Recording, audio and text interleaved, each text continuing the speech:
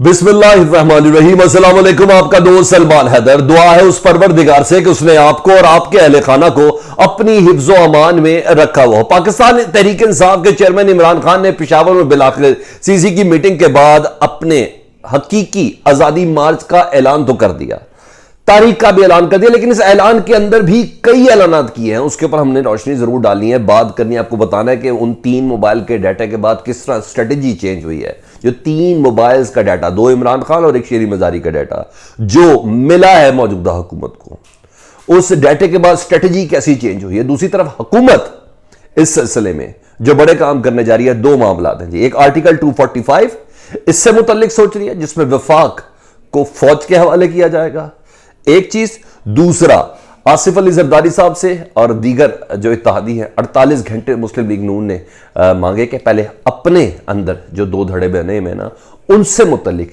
Clear cut stance ले लिया जाए, असम्बली जल्दी तोड़ने के हवाले से या कुछ वो जो वाज़ेह फैसला है कि अगस्त 2023 तक के लिए यह हुकूमत रखनी है और फिर वो मुश्किल फैसले करने हैं। इस सिलसिले में 48 घंटे यानी ये मुशावरती एक चीज़ें तो जारी है, ये तो मैंने आपको बताना है। इसके अलावा जी परवेज इलाही साहब ने लफ्जन नहीं हकीकतन मुस्लिम लीग नून तोड़ के रख दी है। मैं किन बुनियादों पर, किन नून लीग के किन इस्तीफों की बुनियाद पर मैं कह रहा हूं, नून लीग के किस सोशल मीडिया के ट्रेंड से मुतल्लिक आपको कह रहा हूं।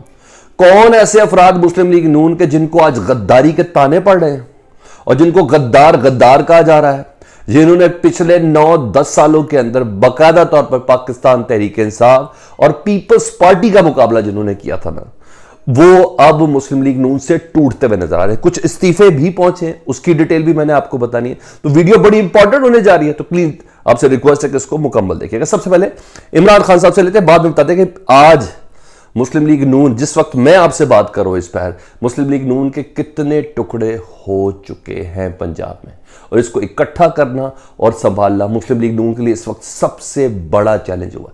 मरकज के हवाले से तो हुआ ही हुआ है कि मौजूदा हुकूमत को कैरी करना है या नहीं करना है, यानी मरियम नवाज ग्रुप और शहबाज शरीफ साहब ग्रुप, मरियम नवाज विद नवाज शरीफ और शहबाज शरीफ विद समदर, राना सना और दीगर जो ग्रुप के अफराद शामिल है जी।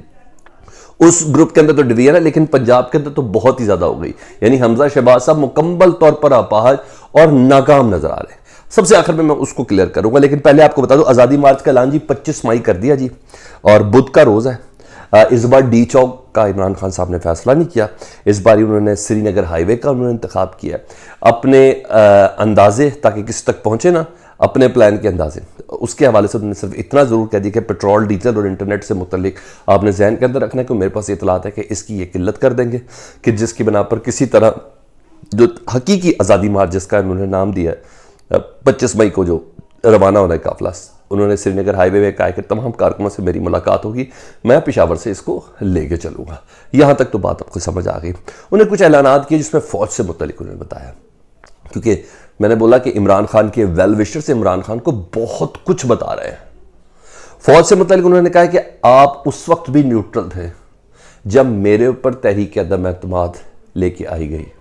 मैं पुकारता रहा, मैं बोलता रहा, मैं मीटिंग्स पे मीटिंग्स करता रहा, मैं आपको साजिश के हवाले से, मुदाखलत के हवाले से चीज़ें आपके सामने पेश करता रहा, मैं मीटिंग्स के सबूत देता रहा, किस तरह अमेरिकन एम्बेसी में, मैं आपको किस तरह अमेरिकन एम्बेसी में मेरे मुनरिफ अरकान मुलाकात कर रहे थे, उससे पहले सिंध हाउस से मुतल्लिक आपको सारी अपडेट्स पहुँचा रहा था। तमाम की तमाम चीज़ें आखिरी वक्त में तक MQM की तोड़ फोड़ से लेके, MQM वो कहते हैं ना लास्ट हुकूमत का ना, कहते हैं ख़त्म करने के लिए जो फाइनल जो स्ट्राइक थी ना, वो MQM ने दी थी। आखिरी वक्त तक वो पाकिस्तान तहरीक इंसाफ के साथ थी। मैंने कहा आप रहे न्यूट्रल, और वो सारी सिचुएशन पाकिस्तान तहरीक इंसाफ ने नहीं, आज हुकूमत, आज पाकिस्तान की आवाम भुगत रही है। और न्यूट्रल से मुतल्लिक मैं बार बार ये कहता रहा, उस वक्त की जो अपोजिशन थी वो कह रही थी कि इदारों को न्यूट्रल रहना चाहिए। मैंने कहा आप उस वक्त न्यूट्रल थे, तो अब आपने न्यूट्रल ही रहना है, क्योंकि किसी किस्म की ताकत का अब आपने इस्तेमाल नहीं करना। जब मैं आ रहा हूं 25 मई को पाकिस्तानियों के साथ इस्लामाबाद में हकीकी लॉन्ग मार्च, हकीकी आज़ादी मार्च के सिलसिले में। तो उन्हें बिल्कुल इस सिलसिले में फ़ौज को कह दिया। अच्छा, दूसरी तरफ जो मैं आपको इतलात बता रहा हूँ, वफाकी हुकूमत दो पैराए पे चल रही है। एक तो सबसे पहले आसिफ अली जरदारी साहब से 2 दिन का वक्त मांगा गया, 1 दिन गुजर गया है।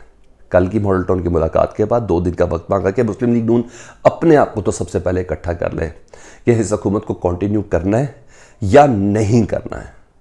और मरियम बीबी और शहबाज शरीफ साहब के बीच में जो चल रही है ना इस वक्त धड़ेबंदी, यानी दोनों तरफ खेलने की कोशिश की जा रही है ना। मुस्लिम लीग नून बजाते खुद दोनों तरफ खेल रही है। अवाम को अगर कामयाब हो गया इनका प्लान अगस्त 2023 तक का, तो कहेंगे देखा ना हम कह रहे थे।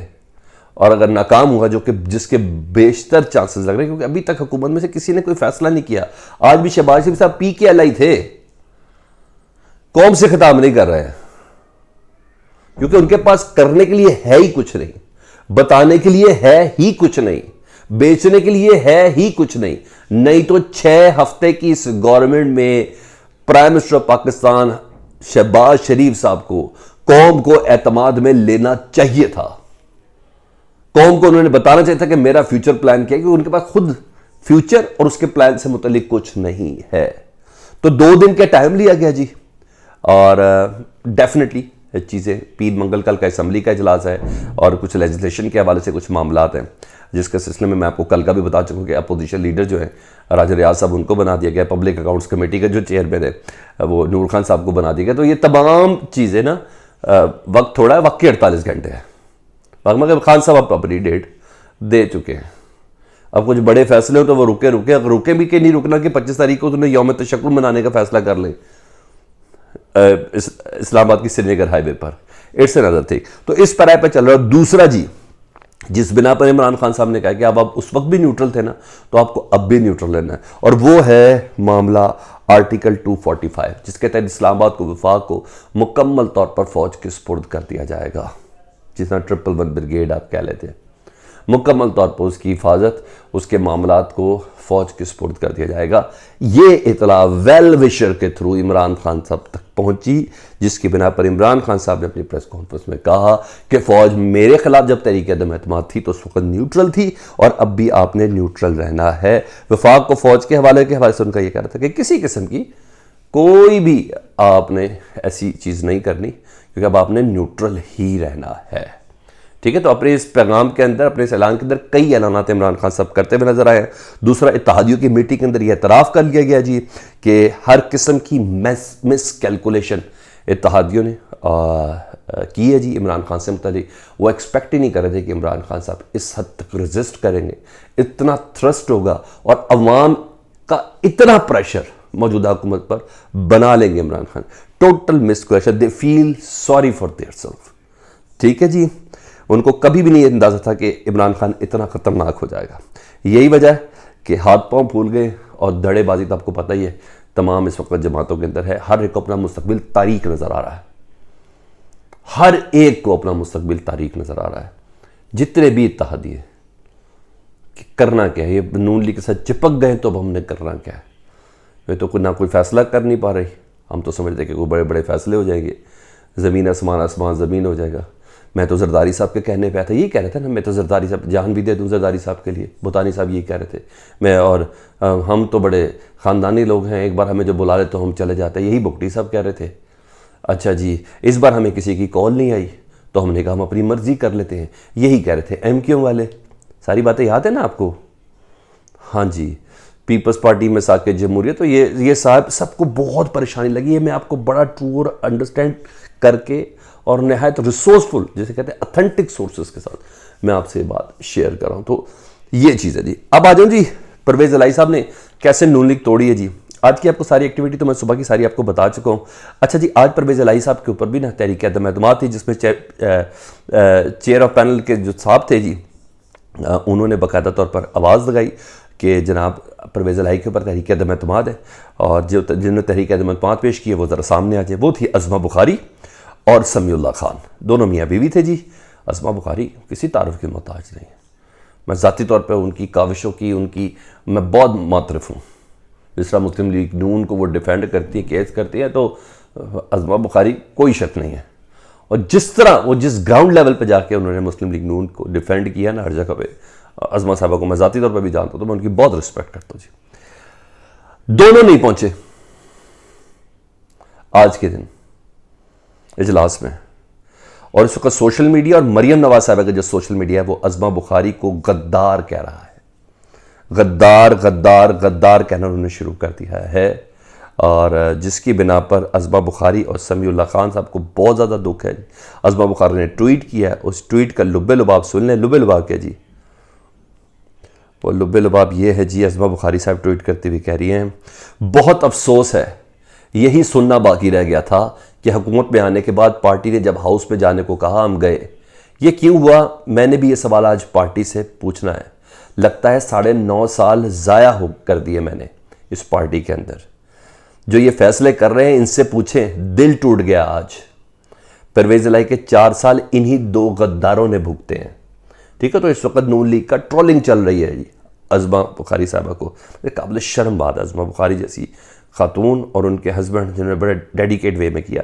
नीचे साथ ये भी लिखा हुआ जी, अज़मा बुखारी साहबा से मुतालिक अच्छा तरीक पेश नहीं थे तो इस वजह से निपटा दी गई है जी। समीउल्लाह असम्बली भी मौजूद में नहीं थे, इनके मुतहरिक आदमी थे जी जिन्होंने ये करारदाद पेश की थी। गद्दार एमपीए समीउल्लाह खान गायब हो गए थे। ये अज़मा बुखारी के शौहर हैं और पार्टी की तरफ से अपनी बेगम को नज़रअंदाज करने पर नाराज़ थे जी। ये एक्सक्यूज चल रहा है जी सोशल मीडिया पर। पहले अज़मा बुखारी ने दिल खोल कर रख दिया। दूसरा जी, मैंने जिस मजीद बिना पर बोला कि परवेज़ इलाही साहब ने आज मुस्लिम लीग नून तोड़ी है, वो वजह यह है कि जी मुस्लिम लीग नून के एमपी हैं जी फैसल न्याजी, उन्होंने इस्तीफ़ा दे दिया। ना मन तेल होगा ना राधा नाचेगी, तो मैं मुनरिफ तो हो नहीं सकता क्योंकि फिर मैं डिसीट हो जाऊँगा। तो इससे बेहतर है कि मैं इस्तीफ़ा दे दूँ। मुस्तकबिल मेरा PTI या काफ लीग के साथ है। तो ये पहला एमपी है जी जिसने फैसल न्याजी जिन्होंने मुस्लिम लीग नून की तरफ से इस्तीफ़ा दे दिया। That's all for right now. Feedback से मुतालिक मुझे ज़रूर आगाह कीजिएगा। अपना बहुत ज़्यादा ख्याल रखें। अल्लाह पाकिस्तान को सलामत रखे, ता क़यामत रखे। अल्लाहुम्मा सल्ली अला मुहम्मद व आले मुहम्मद।